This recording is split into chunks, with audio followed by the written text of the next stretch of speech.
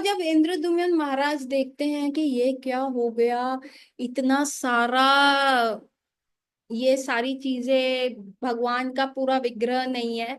और वो कहते हैं अब मैं दोबारा सुसाइड करने जा रहा हूँ। एंड फाइनली वहां पे नारद मुनि जो है आ, प्रकट होते हैं और वो कहते हैं नहीं नहीं, यही तो भगवान है, यही तो रूप है, ये मैं जानता हूँ। इंद्रद्युम्न तुम रुक जाओ, भगवान ने तुम्हें साक्षात दर्शन दिए।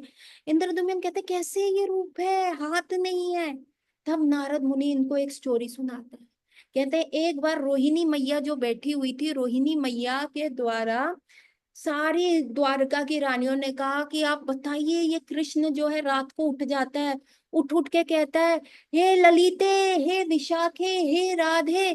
कई बार क्या कहेगा, रुक्मणी कहती मैं पंखा जल रही होती हूँ तो मेरा हाथ पकड़ के कहते हैं ओ यशोदा मैया।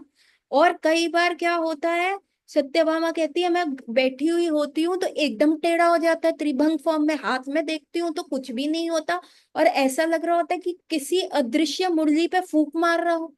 और तो और जामवंती कहती है अरे मैं क्या बताऊं माता जी, रोहिणी माता, मैं तो जा रही थी उस दिन, मोर मैंने प्रॉपर उनको मुकुट वुकुट पहनाया कि सर्वदमा सभा में उनको जाना है, तो जाते जाते देखा एक मोर पंख पड़ा हुआ है, तो मुकुट उतार के पंख लगाने लग गए।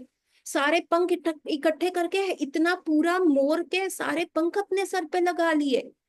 मुझे तो समझ नहीं आ रहा। और एक दिन आए तो मा, फेस, एक मिनट माता जी, फेस सॉरी। वॉश माता जी। करके, एक मिनट रुक जा। सो अभी सारी रानियां जो हैं सबको कह रही हैं माता रोहिणी प्लीज बताओ ये वृंदावन कौन सी जगह है, ये कृष्ण रात को सोते सोते वृंदावन वृंदावन क्यों करता है। तो रोहिणी माता ने कहा मैं तुमको बता तो दूंगी लेकिन एक गार्ड चाहिए। अगर कृष्ण और बलराम ने सुन लिया तो they are going to become very restless, इतने रेस्टलेस हो जाएंगे कि वो तुम सबको छोड़ के वृंदावन भाग जाएंगे।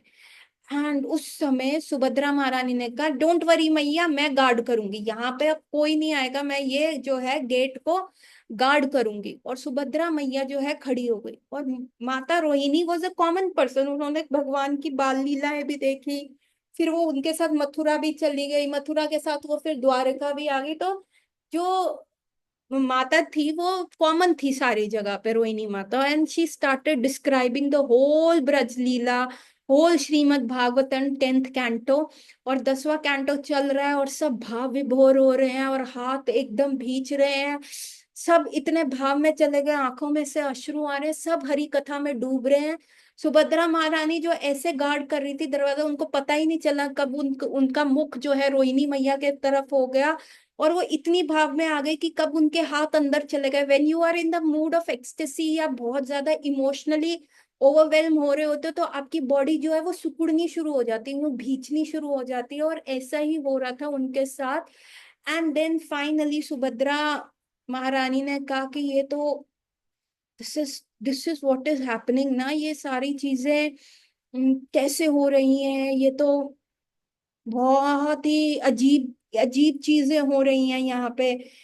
एंड उनको पता ही नहीं चला कि कहाँ से कृष्ण और बलराम उनके पीछे आ गए और वो भी कथा सुन रहे हैं। पूरे भगवान कृष्ण की आंखें इतनी बड़ी बड़ी हो गई, आंखों में से अश्रु आ रहे हैं, और बलराम भी आंखें हो गई। और जैसे होता है ना, आप किसी को गला लगाने चाह रहे हो और आप गला नहीं लगा पा रहे हो और आपके हाथ सिकुड़ते जा रहे हैं। कृष्ण अपने आप को कंट्रोल कर रहे हैं, नहीं नहीं नहीं, मैं राजा हूं, मैं वृंदावन का छोरा नहीं हूँ, मैं राजा हूँ, please look at the Radha Kund here, beautiful beautiful Radha Kund, Radha Kund की परिक्रमा चल रही है ना। सारी चीजें जो हो रही थी, आ, इतना सब कुछ हो रहा था तो कि उसी समय क्या हुआ, वहां पे कौन आ जाते हैं, वहां पे नारद मुनि आ जाते हैं। नारद मुनि कहते हैं वाह भगवान, कितने सुंदर दर्शन आपने करवाए हमारे को, कितना सुंदर आप लग रहे हैं, ये ऐसी चीजें नारद मुनि बोलते हैं तो सबका ट्रांस ब्रेक हो जाता है, सब उठ जाते हैं, अरे ये क्या हो गया। तो कृष्ण कहते हैं अरे नारद मुनि, तुम हमेशा जब घर के मैटर्स चल रहे होते हैं तो तब तुम क्यों आते हो, तब ऐसी चीजें क्यों करते हो तुम। तो नारद मुनि कहते हैं कि मेरा तो काम ही यही है महाराज, हम तो एग्जैक्टली स्पॉट पे पहुंचते हैं जहां हमें पहुंचना होता है। तो कृष्ण कहते हैं ये सारी चीजें छुपाने का, ही इज अ किंग। अभी वो इतना इमोशनली ओवरवेल्म क्राई कर रहे हैं, हाथ जकड़ गए, कह रहे ये चुप रहने का तुम क्या लोगे। कहते हैं एक वरदान दे दीजिए। कृष्ण कहते हैं दिया तुमको वरदान। कहते हैं बोलो क्या वरदान है। कहते हैं आपने दे दिया। कहते हैं हाँ दे दिया। अच्छा आप वरदान तो सुन लो। कहते हैं बताओ वरदान क्या है। तो वो नारद मुनि कहते हैं जो रूप के दर्शन प्रभु मैंने आपका किया, मैं चाह रहा हूँ अखंड संसार उस रूप के दर्शन करे। तो कृष्ण कहते हैं लो, ठग लिया ना तुमने, मेरे को ठग लिया ना। तुम उस रूप के दर्शन करना चाहते हो, तुम कितने चालाक हो, तुम बहुत चालाक व्यक्ति हो। तो ये सारी चीजें सुन के कृष्ण जो है, नारद मुनि कहते हैं ये वही रूप है, ये वही है, ये वही जगन्नाथ है, ये वही बलभद्र है, ये सुभद्रा मई है। तो अब इंद्रद्युम्न जो सुसाइड करने जा रहा था उसको धारस होता है, वाह वाह वाह वाह मैंने भगवान के दर्शन कर लिए। और उनके लिए एक बहुत भव्य मंदिर का निर्माण हो चुका था, उनकी स्थापना की जाती है। पहली आरती करने के लिए इंद्रद्युम्न महाराज ब्रह्मा जी को बुलाते हैं, ब्रह्मलोक जाते हैं, ब्रह्मलोक में इनवाइट करते हैं ब्रह्मा जी को। ब्रह्मा जी आते हैं और पहली आरती जो है वो करते हैं, जो आप जगन्नाथ टेम्पल में देखते हो, जो भगवान की स्थापना हुई हुई है। और जो वो फर्स्ट आरती उस टेम्पल में किसने की, वो ब्रह्मा जी ने की। और उसके उपरांत भगवान बहुत खुश होते हैं इंद्रद्युम्न महाराज से, और इंद्रद्युम्न महाराज को कहते हैं मांगो, क्या वर मांगते हो इंद्रद्युम्न, मैं तुमसे बहुत प्रसन्न हूँ। तो इंद्रद्युम्न कहते हैं महाराज मेरे तीन वरदान है। कहते हैं बोलो। कहते हैं पहला, मेरा कोई संतान ना हो, मेरा कोई सन ना हो। कहते हैं सॉरी क्या मैंने सही सुना, तुम चाहते हो तुम्हारा कोई भी पुत्र ना हो। कहते हैं हाँ।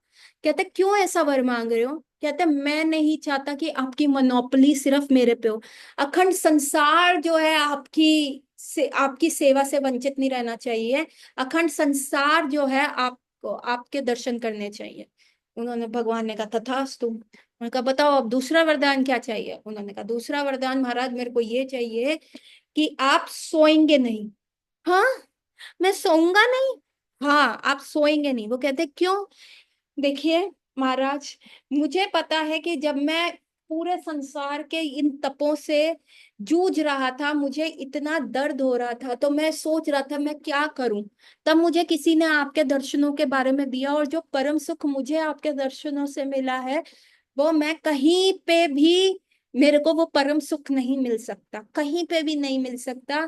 तो आप कृपया करके आप सोइए नहीं, आप सबको दर्शन देते जाइए। देखिए सुबह के टाइम क्या है, सारे मनुष्य आपके दर्शन लेंगे, और रात्रि के समय देवी देवता भी आपके दर्शन लेने आएंगे, तो आप सोएंगे नहीं। तो जगन्नाथ जी की देखिए आई लैशेस नहीं है, और वो सोते नहीं है। तो ठीक है, अब तीसरा वर क्या मांग रहे हो। अब भगवान जगन्नाथ जी डर रहे हैं कि ये इंद्रद्युम्न का दिमाग बड़ा टेढ़ा है, देखो कैसे कैसे उल्टे वर मांग रहे हैं। तीसरा वर वो मांगते हैं कि मेरे को ये वर दीजिए कि आप जो है खाते रहेंगे, आप खाना बंद नहीं करेंगे। कहते व्हाट डू यू मीन, खाता रहूंगा।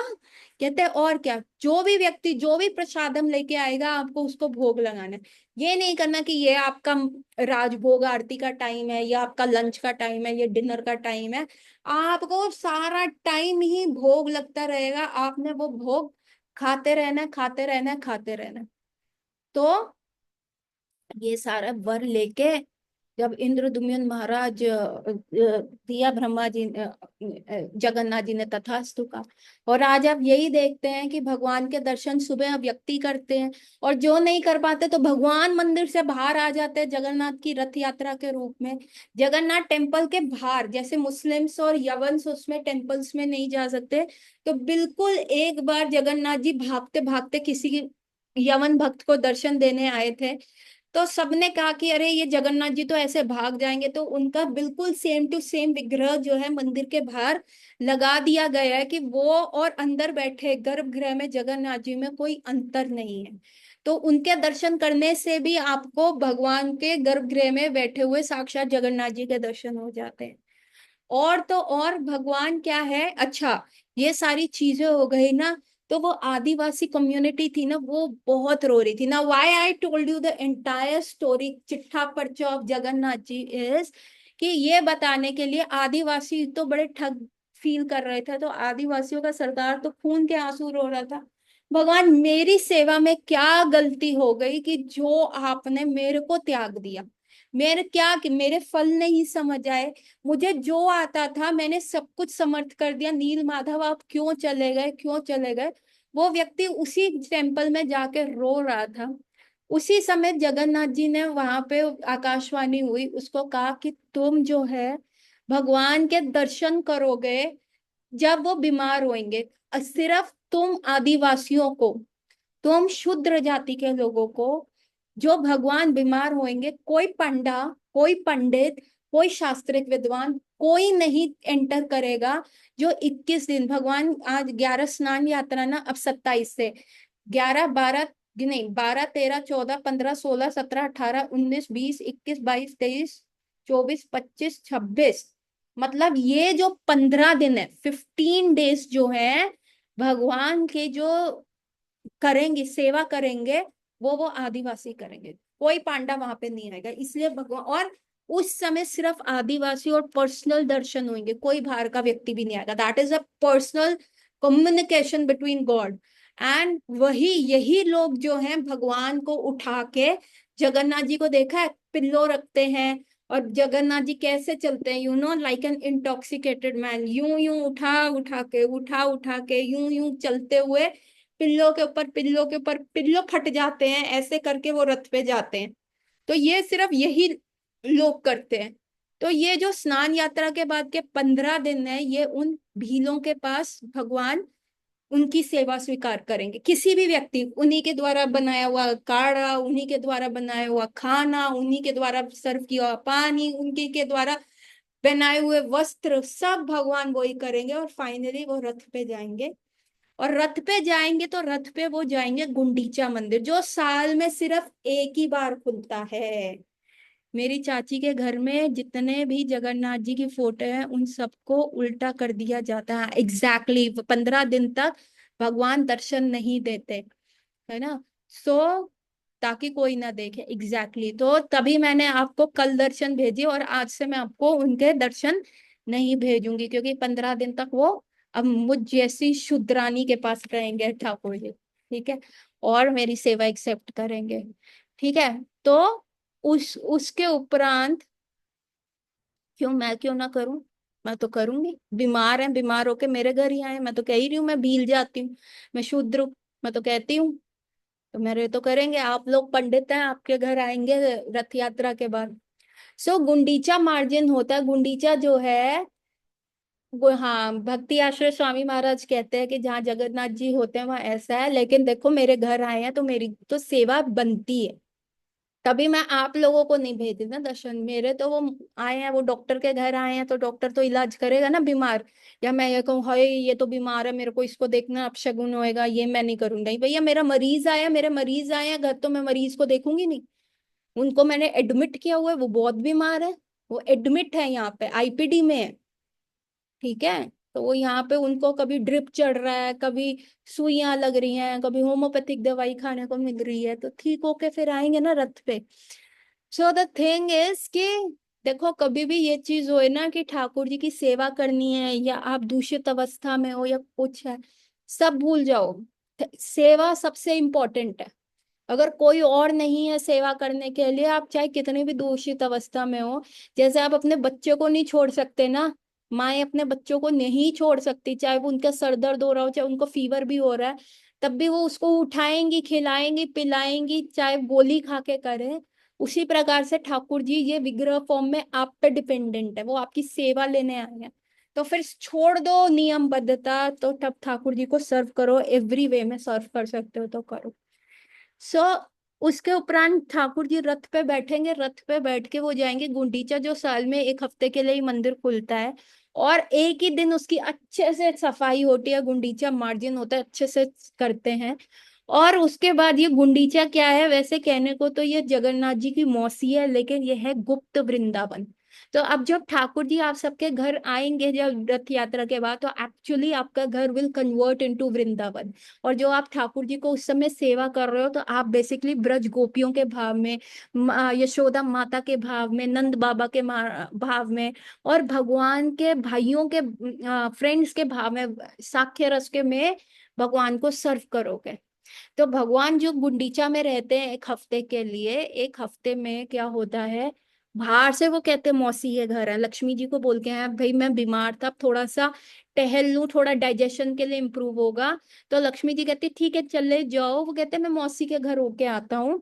और एक्चुअली वो मौसी का घर नहीं होता, वो क्या होता है, गुप्त वृंदावन होता है। अब लक्ष्मी जी वेट करी है, पहले 15 दिन बीमार हुए, अब इतने दिन हो गए। तो 5th डे, 5th डे जो है लक्ष्मी जी की आती है, गुंडीचा जाती है, गुंडीचा जाके लक्ष्मी जी की दासियों में और भगवान के जो सेवक होते हैं उनके बीच बहस होती है, तू तू मैं होती है। बुलाओ अपने भगवान को, हम लक्ष्मी जी आई हैं, ये क्या मतलब है, 15 दिन बीमार रहे, 5 दिन हो गए, 20 दिन हो गए हैं, आए नहीं है, ये सारी चीजें हो रही हैं, there is all that bickering going on. और तब लक्ष्मी जी की दासियां दास को बोलती है, दास बोल रहे हैं अरे भगवान को थोड़ा तो चैन दो, गिव हिम सम स्पेस, उनको भी एक स्पेस चाहिए, ऐसे जोरू का गुलाम थोड़ा ना बन के रहेंगे, and everything the bickering going on. And finally Lakshmi ji को बहुत गुस्सा आता है, और जगन्नाथ जी ना ऐसे दीवार के पीछे से डरते डरते देख रहे हैं, अरे ये क्या हो रहा है। अरे इवन इस संसार में अगर कोई अपनी बीवी से डरता है तो ये परंपरा है, क्योंकि जगन्नाथ जी भी अपनी लक्ष्मी जी से यूं डर के देख रहे हैं, अरे लक्ष्मी जी को मनाना पड़ेगा, कैसा होगा, कैसे चलेगा सारी चीजें। उस समय क्या होता है, तो और फिर लक्ष्मी जी को बहुत गुस्सा आ रहा होता है, तो जगन्नाथ जी का रथ का पहिए का आगे का हिस्सा लक्ष्मी जी तोड़ देती हैं। अभी तोड़ तो दिया लक्ष्मी जी ने, तो लक्ष्मी जी कहती है अरे ये तो मैंने तोड़ दिया, अभी ये गुस्सा होके बाहर ना आ जाए, मेरे को इन सबके सामने डांट ना दे। वहां जगन्नाथ जी डर रहे हैं, अब लक्ष्मी जी ने नुकसान कर दिया, अब लक्ष्मी जी डर रही हैं। लक्ष्मी जी वार्निंग दे के कहती हैं कि आ जाना, और वो वापस चली जाती हैं कि अब लड़ाई ना हो जाए, कह दें कि मैं अब आऊंगा ही नहीं। और वहां पे जगन्नाथ जी कहते चलो अच्छा है गई, अभी 2-3 दिन में जाऊंगा। और फिर वहां पे जगन्नाथ जी छुप के फिर 3 दिन और रहते हैं, और उसके बाद फिर वापस वापसी में जो होता है रथ जाता है। और वापसी के रथ जब जा रहा होता है, तब जगन्नाथ जी लक्ष्मी जी का गुस्सा शांत करने के लिए क्या लेके जाते हैं, सबसे पहले स्पॉन्जी स्पॉन्जी रसगुल्ला, रसगुल्ले लेके जाते हैं, स्पॉन्जी। और वही एक दिन होता है जिस दिन जगन्नाथपुरी में रसगुल्ला प्रसादम मिलता है। वो इतने सॉफ्ट होते हैं, इतने स्पॉन्जी होते हैं, इतने टेस्टी होते हैं कि लक्ष्मी जी जैसे ही उनको पाती है, उनको खाती है, तो उनका गुस्सा जो होता है चला जाता है, करके लक्ष्मी जी पाती हैं।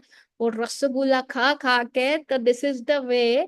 सो हाउ दिस परंपरा इज कमिंग, वैलेंटाइंस डे पे चॉकलेट्स क्यों दी जाती है, क्योंकि कुछ मीठा हो जाए। तो ये परंपरा जगन्नाथ जी की स्टार्ट की हुई है कि रूठे हुए को कैसे मनाना, रसगुल्ला से। तो भगवान जो है लक्ष्मी जी के लिए रसगुल्ले लेके जाते हैं। So this is the sweet pass time of Lord Jagannath with Lakshmi Devi, with all his, सबकी सेवा लेते हैं। तो ऐसे हैं ये जगन्नाथ जी जो सबकी सेवा लेने के लिए आए हैं। ठीक है, किसी का कोई प्रश्न, किसी का कोई सवाल इस स्नान यात्रा को? So I am not starting with a new topic any more, because we are left with few minutes only. So anyone, any question about this snan yatra की, कोई कोई चीज समझ में ना आई हो? तो this is a very sweet pass time of Lord Jagannath, जो अपने भक्तों के साथ वो आदान प्रदान करते हैं। और चैतन्य महाप्रभु भी भगवान के रथ के, जब भगवान 15 दिन के लिए दर्शन नहीं देते, तो वो अलारनाथ चले जाते हैं, जगन्नाथपुरी से अलारनाथ चले जाते हैं। अलारनाथ में फिर भी एक भगवान का विग्रह है, वो भगवान को देखे बिना चैतन्य महाप्रभु नहीं रहते। तो अलारनाथ वो जब 15 दिन के लिए जाते हैं, और फर्स्ट टाइम वो अलारनाथ में जगन्नाथ जी के, भगवान विष्णु का विग्रह है वहां पे, उनके दर्शन करते हैं, तो उनको दंडवत प्रणाम करते हैं, और इतने भाव विभोर होते हैं, इतने ज्यादा भाव विभोर होते हैं कि क्या होता है कि वहां पे वो पत्थर पिघल जाता है, और वो आज भी उस पत्थर के ऊपर भगवान के पूरे शरीर के मार्किंग्स हैं, पूर्ण शरीर की वहां पे मार्किंग है जगन्नाथ जी के, सॉरी, चैतन्य महाप्रभु के। और कई बार क्या होता है, भगवान जगन्नाथ जी का रथ चलने को मना कर देता था, तो चैतन्य महाप्रभु क्या करते थे, अपना जो है सर उस रथ के पहिए पे लगाते थे यूं, और जैसे ही वो सर उस पहिए पे लगाते थे तो वो क्या था, रथ चलने लग जाता था। और चैतन्य महाप्रभु जब भी भगवान जगन्नाथ को देखते थे तो वो क्या है, एक विप्र लंबा भाव में है, जगन्नाथ जी क्या है, इस Krishna in separation of Radha Rani, और चैतन्य महाप्रभु क्या है, in the Radha Rani mood in separation of Krishna. और जब राधा रानी चैतन्य महाप्रभु के जो राधा रानी का भाव चैतन्य महाप्रभु जब कृष्ण को देखते थे, आंखों में से इतने सारे आंसू एकदम प्रोजेक्टाइल फॉर्म में, एकदम जिसको कहते हैं ना यूं प्रोजेक्टाइल फॉर्म में जो है भगवान के अश्रु जो होते थे, सीधा जगन्नाथ जी के श्री चरण को धोते थे। मतलब भगवान नीचे खड़े हैं और वो डांस कर रहे हैं और आंखों में से आंसू जा रहे हैं, साथ वाले लोग तो बिल्कुल भीग जाते थे, भाव विभोर होके गीले हो जाते थे। इनफैक्ट इतने टॉरेंट्स ऑफ होता था, इतना प्रोजेक्टाइल मोशन में वो आंसू जाते थे कि वो जगन्नाथ जी के भी वस्त्रों को भिगो देते थे। तो दिस इज द मूड जिसमें चैतन्य, दैट रथ यात्रा इज द कंप्लीट सेपरेशन ना। जगन्नाथपुरी का कहा जाता है कि वहां पे यदि कोई चल भी रहा है, नॉर्मल चल रहा है, तो उसको पृथ्वी की परिक्रमा का फल मिलता है। और वहां पे कोई सो भी रहा है ना, खराटे ले लेके भी सो रहा है, तो उसको क्या मिलता है, मेडिटेशन मतलब तपस्या करने का फल मिलता है। वहां पे कोई खा रहा है कुछ भी, तो उसको क्या मिलता है, उसको प्रसादम खाने का फल मिलता है। और यदि कोई किसी को गंदी गाली भी दे रहा है, मदर सिस्टर वाली गाली दे रहा है, उसको वेद वाक्य बोलने का फल मिलता है। और आप देखेंगे पूरा जो जगन्नाथपुरी है, नीलाचल धाम है, वो शंख की फॉर्म में है। और जो स्वर्ग के देवी देवता है वो जो देखते हैं, वहां से पूरा जो नीलाचल के रहने वाले लोग हैं, चाहे पांडस हो या छोटी सी चींटी क्यों ना हो, वो सब 400 विष्णु फॉर्म में दिखते हैं। जो रसापुर के जगन्नाथ जी हैं, रजापुर के जगन्नाथ जी हैं, वो आप बता रहे थे कि वो जगन्नाथ जी पुरी के जगन्नाथ जी हैं। 12 ईयर में चेंज होते हैं, पर राजीपुर के जगन्नाथ जी काफी छोटे हैं और जगन्नाथपुरी के जगन्नाथ जी का साइज बहुत बड़ा है। सो ऐसा हुआ उस समय उनका साइज छोटा होगा, अभी बड़ा हो गया, लेकिन वो जगन्नाथपुरी के ही जगन्नाथ जी हैं। Once upon a time Rajapur के जो मेरे गुरु महाराज ने उनकी स्थापना करी थी, तो उनके वो जगन्नाथ जी 12 साल में चेंज भी नहीं होते, वो सेम है जो मेरे गुरु महाराज। एक्चुअली वो किसी घोष के पास थे, उन्होंने उनकी सेवा ली, जब वो बूढ़े हो गए तब उनको कहा गया कि आप इनको उस इस्कॉन को दे दो। और रजापुर में जो जमीन ली गई थी, रजापुर की उस जमीन के ऊपर ना तभी बाढ़ आ गई, सारा पानी आ गया, तो गंगा जी ने वो पूरा एरिया जो है वो भिगो दिया था, गीला कर दिया था। और जब वो एरिया गीला हो गया तो सब सोचने लगे यहाँ टेम्पल बने ना या बने। तो मेरे गुरु महाराज के ड्रीम में भगवान आए और उन्होंने कहा एक्चुअली यहाँ पे पहले क्रिमेटोरियम था, यहाँ पे ये जो शमशान घाट थी, तो गंगा जी ने आके उस जलगा को पवित्र कर दिया, अब यहाँ पे जो है आप टेम्पल कंस्ट्रक्ट कर सकते हो। और रजापुर के Jagannath ji is as merciful as the Jagannathpuri के। अभी जगन्नाथपुरी में मुस्लिम्स नहीं जा सकते, विदेशी भक्त नहीं जा सकते, पर रजापुर के जगन्नाथ जी तो राजा हैं वहां के, वहां पे तो सब प्रकार के भगवान की ये लीला है बेसिकली, सबको दर्शन देने की। सो एनी अदर प्रश्न किसी और का? भगवान तो देखो उद्धव किसी भी फॉर्म में आ सकते, छोटे आए बड़े आए किसी भी फॉर्म में आए, यू कैन नॉट। भगवान इनफाइनाइट है और फाइनाइट भी है। यशोदा मैया जब कृष्ण को बांधने चली थी तो रस्सियों पे रस्सियां खत्म होती जा रही थी, है ना, रस्सियां पे रस्सियां खत्म होती जा रही थी, और जब भगवान की कृपा शक्ति आई वो बंध गए। तो भगवान तो इनफाइनाइट है, ये तो हम क्योंकि इनफाइनाइट हमारे को देखने की आंखें नहीं है, इसलिए भगवान फाइनाइट फॉर्म में आके हमारी सेवा लेते हैं। वो कैसे बना उसके बारे में मेरे को पता नहीं, आप बताइएगा। मैंने सुना है कि वो मिट्टी में से निकला, हाँ वो मिट्टी में से इसलिए निकला था क्योंकि इंद्रद्युम्न महाराज जो थे उसका भी कंस्ट्रक्शन विश्वकर्मा ने किया था। इंद्रद्युम्न महाराज ब्रह्मा जी को लेने गए थे, ब्रह्मा जी को वहां पे गए, और यहाँ पे जो है ना टाइम जोन में एकदम फर्क है, एकदम डिफरेंस है ऊपर। तो जब तक वो ब्रह्मा जी को ब्रह्मलोक से लेके आए तो बहुत सदियां बीत चुकी थी, राज्य पलट चुके थे, राज्य बदल चुके थे। और जो वहां जो टेम्पल बना हुआ था उसके ऊपर बहुत मिट्टी आ गई थी। और जब वो इंद्रदुम्न महाराज आए, वो कहने लगा कि मैं तो यहाँ का राजा हूँ, ये क्या हो गया, उनके पूर्वजों ने वो ले लिया था।